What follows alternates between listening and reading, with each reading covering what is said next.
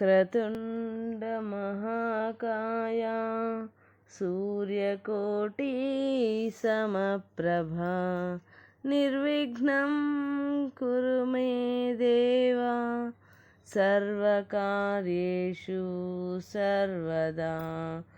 గురుబ్రహ్మా గురుర్విష్ణు గురుర్దేవో మహేశ్వరః గురుః సాక్షాత్ పరబ్రహ్మ తస్మై శ్రీ గురవే నమః. భగవాన్ శ్రీ శ్రీ శ్రీ వెంకయ్య స్వామి వారి జీవిత చరిత్ర. మొదటి రోజు అధ్యాయం. ఓం నారాయణ ఆదినారాయణ అవధూత లీల. మొదటి అధ్యాయము. శ్రీ వెంకయ్య స్వామి వారి జీవితం. భగవంతుడు రూపనామ గుణరహితుడు. అట్టి భగవంతుని వ్యక్తరూపమే ప్రేమ. ప్రేమ కార్యరూపేణ మాత్రమే వ్యక్తమగును. అందున నిరవధిక ప్రేమ, నిరంతర ప్రేమ, నిస్వార్థ ప్రేమ గల హృదయమే భగవంతుని రూపమని చెప్పబడును. అట్టి ప్రేమామృత హృదయుడే మన భగవాన్ శ్రీ వెంకయ్య స్వామివారు. నెల్లూరు జిల్లాలో తలుపూరు చెర్లోపల్లి చిన్న పల్లెటూరు. అనావృష్టి వల్ల పచ్చని గడ్డిపరకే కరువైంది ఆ ప్రాంతంలో. ఆకలితో ఉన్నవానికి అన్నం లభించినంత సంతోషంతో ఆ గ్రామస్తులంతా స్వామి వచ్చాడు, స్వామి వచ్చాడు అంటూ రామాలయం దగ్గర గుంపు చేరుతున్నారు. వారి ఎదుట ఒక ముదుసలి నేల మీద తాటాకు వేసుకుని కూర్చుని ఉన్నాడు. ఆయన ఎదుట అగ్నిగుండం మండుతోంది. నూనె కుండ వలె నున్నగా మెరుస్తున్న ఆ బక్క చిక్కిన శరీరానికి గోచిగుడ్డ తప్ప మరే ఇతరమైన ఆచ్ఛాదన లేదు. నున్నెని గుండు, సొట్టబుగ్గలు, బోసినోరు, చురుక్కున చురక వేసే చురుకైన కన్నులు గల ఆ ముదుసలి వేళ్లు లెక్కించుకుంటూ తనలో తాను మాట్లాడుకుంటూ మధ్య మధ్య అగ్నిగుండంలోని కట్టెలు సవరించుకుంటూ ఉన్నాడు.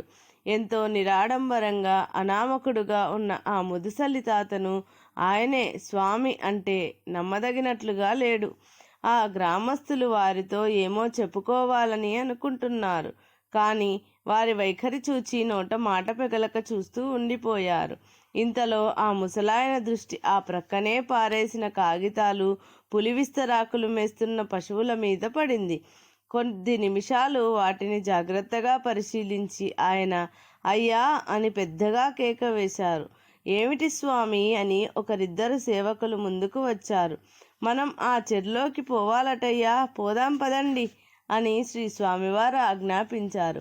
చెర్లోకెందుకు పోతున్నారో తెలియక సేవకులొకరి ముఖం ఒకరు చూసుకోసాగారు.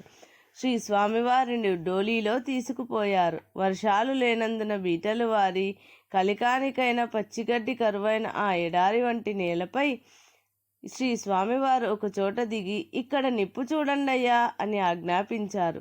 కొద్ది క్షణాలలో సేవకులు అక్కడ అగ్నిగుండం ఏర్పాటు చేశారు. అచ్చట కొన్ని గంటలున్నాక వారి ఆజ్ఞ మేరకు శ్రీ స్వామివారిని సేవకులు ఆ గ్రామంలోకి తరలించారో లేదో ఆకాశం మేఘావృతమై కుంభవృష్టి మొదలైంది. తెల్లవారేసరికి ఆ ప్రాంతంలోని చెరువులన్నీ నిండిపోయాయి. సంకల్పమాత్రం చేత పంచభూతాలను ఆజ్ఞాపించగల ఆ మహనీయుని కీర్తిని ఆ గ్రామస్తులే కాక సర్వజీవులు కృతజ్ఞతాపూర్వకమైన హృదయాలతో వేణోళ్లా స్తుతించాయి. ప్రకృతి మాత వారి కరుణకు కృతజ్ఞతాపూర్వకంగా పచ్చగా పులకరించి నృత్యం చేసింది. ఆ కరుణామూర్తి ఆ స్థుతులను సంతోషంగా వింటాడా? తనకేమీ పట్టనట్లే తెలియనట్లే ఆ గ్రామం వదిలి తన బృందంతో వెళ్ళిపోయారు. కాలచక్రం గిర్రున తిరిగింది. ఆనాడు తలుపూరు గ్రామాన్ని నిర్లిప్తంగా విడిచి వెళ్ళినట్లే ఆ నిరాడంబర మహనీయమూర్తి అయిన శ్రీ స్వామివారు 1982 ఆగస్టు 24వ తేదీన తమ భౌతిక దేహాన్ని విడిచారు. నెల్లూరు జిల్లా అంతటా ఆ విషాద వార్త కాల మేఘంలాగా అలుముకుంది. భూత నియంత అయిన శ్రీ స్వామివారు తమను విడిచి వెళ్ళాక ఇది ప్రకృతి మాత యొక్క ఆగ్రహం నుండి తమకు దిక్కెవరన్న ప్రశ్న అందరి హృదయాలలోనూ అస్పష్టంగా మిగిలింది. 1982లో గోపారం ప్రాంతమంతా వర్షం లేక కరువైంది. పశువులు మేతకు నీటికి చాలా ఇక్కట్లు పడుతున్నాయి. పాలకొండ సుబ్బారెడ్డి బస్సులో పోతూ మనసులో, స్వామి మీరు శరీరంతో ఉండగా మా బాధలు చెప్పుకుంటే తీర్చేవారు, ఇప్పుడెవరితో చెప్పుకోవాలి? వర్షం లేక ప్రజలు అల్లాడుతున్నారే అని తన్మయత్వంగా అనుకున్నాడు. వెంటనే శ్రీ స్వామివారు అతని మనోనేత్రానికి గోచరించి, అయ్యా, నీ కోరిక లోకము కొరకు కదా, నీ కొరకు కాదు. 3 రోజులలో వర్షం కురుస్తుంది అని చెప్పారు. అదేవిధంగా వర్షం వచ్చింది. ఆ సంవత్సరానికి అంతటికీ ఆ ప్రాంతంలో కురిసిన వర్షం అదొక్కటే అయినా చెరువులు నిండి పంటలు పండాయి. అలా తాము భౌతికంగా మన మధ్య ఉన్నా లేకపోయినా సర్వగతుడుగా, స్మృతిమాత్ర ప్రసన్నుడుగా, భక్తరక్షణ పరతంత్రుడుగా నాటికి నేటికి మరియు సూర్యచంద్రులున్నంత వరకు నిలిచే ఉంటారని శ్రీ స్వామివారు మనకిచ్చిన అభయాన్ని వారు తమ మహాసమాధి అనంతరం కూడా ఆర్తులను ఆదుకునే లీలల ద్వారా నిరూపించుకొనుచున్నారు. జీవనది అయిన పవిత్ర గంగా నది తన పుట్టుక స్థానంలో చిన్న కాలువ వలె ప్రవహించినట్లు ఇంతటి మహనీయ కరుణాసముద్రుడు తన జీవితారంభంలో లోకల దృష్టికి ఒక విచిత్ర వ్యక్తిగా పిచ్చి వెంకయ్యగా ప్రకటమైన దశ కూడా కలదు. పిచ్చి వెంకయ్య నెల్లూరు జిల్లాలోని నాగుల వెల్లటూరు గ్రామంలో వీధుల వెంట సమీపంలోని చిట్టడవులలో చాకలియోగం, మంగళయోగం, డుబుడుక్ డుబుడుక్ అని అరుస్తూ పరుగులు పెట్టే యువకుడుగా మొదట ఆ మహనీయుడు లోకల దృష్టిని ఆకట్టుకున్నాడు. పిచ్చి వెంకయ్యగా లోకల నోళ్లలో నానాడు. కానీ ఈ లోకమనే పిచ్చాసుపత్రిలోని జనబాహుళ్యం యొక్క పిచ్చిని బాపటానికి దిగివచ్చిన సాటిలేని వైద్యుడని ఆయనను ఎవరు తెలుసుకున్నారు? పిచ్చి వెంకయ్య అని ఏ ప్రజలు ఆనాడు ఆయనను పరిహసించారో వాళ్లే ఆ తర్వాత ఆయనను భగవాన్ అవధూత శ్రీ వెంకయ్య స్వామి అని కీర్తించడానికి ఆయన చెంతకు పరుగులు తీశారు. ఎవరిది పిచ్చి? సత్యం సూర్యునిలాగా మన మధ్య భాసిస్తున్నా గుర్తించలేని మనదే పిచ్చేమో.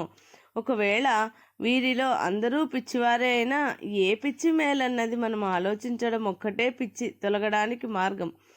భగవాన్ శ్రీ వెంకయ్య స్వామి వారి తండ్రి పేరు శ్రీ సోంపల్లి పెంచలయ్య, తల్లి శ్రీమతి పిచ్చమ్మ.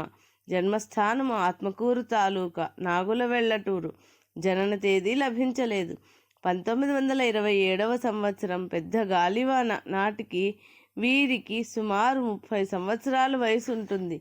వెంకయ్య చిన్నప్పుడు అందరి పిల్లలలాగానే ఉండేవాడు. కొన్నాళ్ళు శ్రీ సిద్ధిరాజు రామయ్య గారి దగ్గర చదువుకు రాత్రిపూట వెళ్ళేవారట. ఈ చదువు అక్షరమాలతోనే ఆగిపోయింది. ఆటపాటలయందు కూడా తక్కిన బాలురకు వీరికి ఏమీ భేదముండేది కాదు. శ్రీ కొమరగిరి రమణయ్య చెప్పిన దానిని బట్టి 5 సంవత్సరముల వయసులోనే శ్రీ స్వామివారి ఏకాంత ప్రియులు. ఆడుకొనుటకు పిల్లలు రమ్మని పిలువగా, ఒరేయ్, నేను దొంగతనం చేసి వచ్చాను, పోలీసులు వచ్చి నన్ను పట్టుకుంటారు పోండి అని అందరినీ తరిమేసి తాను తలుపు చాటున ధ్యానస్థులయ్యేవారు. కలే పండ్లకని పిల్లలందరూ అడవికి పోతే శ్రీ స్వామివారు ఎవరితోనూ కలవకుండా చెట్ల చాటున ఉండేవారు. ఎవరైనా చూడ్డానికి వస్తే పైన చెప్పిన మాటలే చెప్పి తాను ఏకాంతంలో ఉండేవారు. 17-18 సంవత్సరముల ప్రాయములో కట్టెలు కొట్టి బండి మీద తీసుకెళ్ళి నెల్లూరులో అమ్ముకొని వచ్చేవారు. విస్తరాకులు కోసి దోర్నములు కుట్టి నెల్లూరుకి తీసుకుపోయి అమ్మేవారు. సేద్యపు పనులు చక్కగా చేసేవారు. ఏ పని చేసినా ఇతరుల దృష్టిని ఆకర్షించి వారు ఆ పనిని ప్రశంసించేటట్లు చేసేవారు. కూలికి కూడా వెళ్ళేవారు. తల్లిదండ్రులు వీరిని ఎంతో గౌరవంగా చూచేవారు. కనుకనే ఇతర కూలీలలాగా కూలి గింజలను గుడ్డలో మూటగట్టి నెత్తిన పెట్టుకొని ఇంటికి తేనిచ్చేవారు కాదు. శ్రీ స్వామివారి తమ్ముళ్లను కానీ చెల్లెలిని కానీ పంపి ఒక చిన్న బుట్టలో ఆ కూలి గింజలను తెప్పించుకునేవారు. శ్రీ స్వామివారి బాల్యమును గూర్చి శ్రీ స్వామివారి సోదరి శ్రీమతి మంగమ్మ గారు ఇలా చెప్పారు. శ్రీ స్వామివారి చిన్నతనంలో వెంట్రుకలు ముడివేసుకునేవారు. పంచ చొక్కా వేసుకునేవారు. సేద్యం పనులు ఎంత చక్కగా చేసేవారో చెప్పలేను. చేను దున్నేటప్పుడు కొండ్ర వేస్తే అంత చక్కగా ఉండేది. రూళ్ల కర్ర పెన్సిల్తో కాగితం మీద గీత వేసినంత చక్కగా ఉండేది. నాగటి చాలుతో ఒకవైపు కోడిగుడ్డు పెట్టి రెండవ వైపు నుండి చూస్తే కనిపించేటంత చక్కగా ఉండేది. శ్రీ స్వామివారు చిన్నపిల్లవాడుగా ఉండగా ఒకప్పుడు మా ఇంటి చుట్టూరా వేప, చింత, మునగ విత్తనాలు నాటారు. వాటిని గూర్చి మేమేమీ పట్టించుకోకపోయినా అవి పెరిగి పెద్ద మానులయ్యాయి. చిన్నప్పటి నుండి కూడా తెలివిగా గౌరవంగా ఉండేవారు. నేను స్వామి కంటే చిన్నదానినైనా నన్నెప్పుడూ కూడా అమ్మే అని కానీ ఇట్లా రా అని కానీ ఏకవచన ప్రయోగం చేసి పిలిచి ఎరుగరు. అన్నం పెట్టు మంగమ్మ అని అడిగేవారు. సాటి పిల్లలంతా వెంకన్న వెంకన్న అని పిలిచేవారు. నేను కూడా అలా పిలిస్తే శ్రీ స్వామివారు అందరూ వెంకన్న అంటే నీవు అలాగే అనవచ్చా, నీవు అన్నా అనాలమ్మా, పేరు పెట్టి పిలవకూడదు అని బుద్ధులు చెప్పేవారు. సాటి పిల్లలందరూ తమ తగువులు తీర్చమని శ్రీ స్వామివారికి చెప్పుకునేవారు. పొలంలో పేడ ప్రోగు చేసే పిల్లలందరికీ ఈయన నాయకుడు. 16 సంవత్సరముల వయస్సులో శ్రీ స్వామివారు జొన్న కోత కోస్తే చూడముచ్చటగా ఉండేది. ఒక జొన్న కర్ర విరగదు. ఓది వేస్తే ఒక్క కర్ర అయినా చెల్లా చెదురుగా పడదు. కోతంతా ఒకే ఎత్తున కొలత పెట్టినట్లు కోసేవారు. 2 మనుషుల కోత తానొక్కరే కోసేవారు. ఎంత చిన్న పనైనా శ్రద్ధగా సంపూర్ణంగా చేయగలగడమే యోగమని ఆయన బోధించదలిచారు కాబోలు. నన్ను దూరాన దక్షిణ దేశాన రాజపద్మాపురంలో వివాహమునకు ఇవ్వాలనుకున్నారు. శ్రీ స్వామివారు అంగీకరించలేదు. అప్పటికి శ్రీ స్వామివారికి పిచ్చి పట్టిందనే పేరు రాలేదు. మా 3 మగపిల్లల మధ్య ఒక్కగానొక ఆడపిల్ల అయితే ఆమెనంత దూరాన ఇస్తావా అని తల్లితో తగువులాడి వారించ చూచారు. కానీ మా తల్లి పట్టిన పట్టు వీడక నన్ను రాజపద్మాపురంలోనే ఇచ్చి పెళ్లి చేసింది. పెళ్లినాడు కూడా శ్రీ స్వామివారు అలిగి పెళ్లి దగ్గర ఉండకుండా పొలంలో జొన్నగూడు దగ్గర పడుకున్నారు. శ్రీ స్వామివారికి చిన్ననాటి నుండి అబద్ధం ఆడటం గిట్టేది కాదు. అప్పుడు శ్రీ స్వామివారికి 10 సంవత్సరాల వయస్సు. ఒకరోజు ఇంటికి బిచ్చగాడొచ్చాడు. మా తల్లిగారు ఇంట్లో గింజలు లేవు పొమ్మన్నారు. శ్రీ స్వామివారు అరగంట ఆగి వచ్చావంటే పాతర తీసి గింజలు అనగా జొన్నలు తీస్తారు, అప్పుడు పెట్టించుకుపో అన్నారు. తాను పచ్చిగడ్డి తెచ్చేటప్పుడు బక్క పశువులు ఎండుటాకులు తింటూ కనిపించాయంటే తన తలపైనున్న గడ్డిమోపు వాటి ముందు వేసి వాటి చేతులతో ఇంటికి వచ్చేవారు. గడ్డి ఏదని అడిగితే మౌనం వహించేవారు. శ్రీ స్వామివారికి 20 సంవత్సరముల వయసులో తీవ్రంగా జ్వరం వచ్చింది. ఆ రోజులలో గ్రామాలలో వైద్యులు ఆసుపత్రులు లేవు కనుక అన్నం తినకుంటే 2 పూటలకు జ్వరం తగ్గుతుందనేది అలవాటు. అలాగే వారం గడిచింది. శనగ ఏరడానికి పోయిన శ్రీ స్వామివారి తమ్ముళ్ళు వేరుశనగ పప్పులు తెచ్చిస్తే అవి తిని మంచం ఖర్చుకొని పడుకునేవారు. శ్రీ స్వామివారు ఒకనాడు మన ఇల్లు వేలం వేయబోతున్నారు, మీరు ఎక్కడ ఉంటారు అని తల్లిదండ్రులను అడిగారు. మనకేమీ అప్పులు లేవు, వేలం ఎవరు వేస్తారు?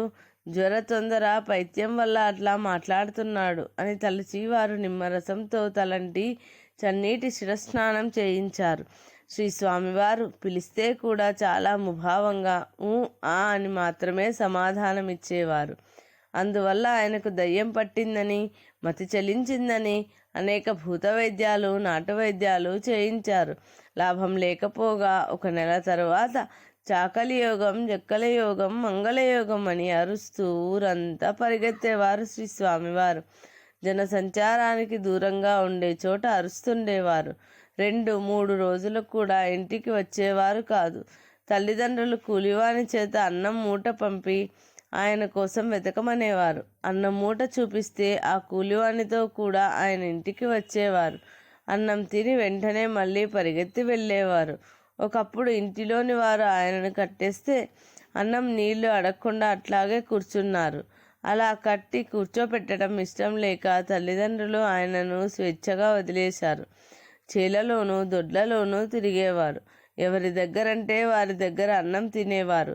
అలా విచక్షణ లేకుండా అన్నం తినడం వల్ల ఆయన కులభ్రష్టుడయ్యాడని తలచి కుల పెద్దలు వారి నాలుక కాల్చారంటారు కొందరు, కాల్చలేదంటారు కొందరు. ఎక్కడెక్కడో అడవిలో తిరిగినందువలన గుడ్డలు చీలికలుగా చినిగిపోయేవి.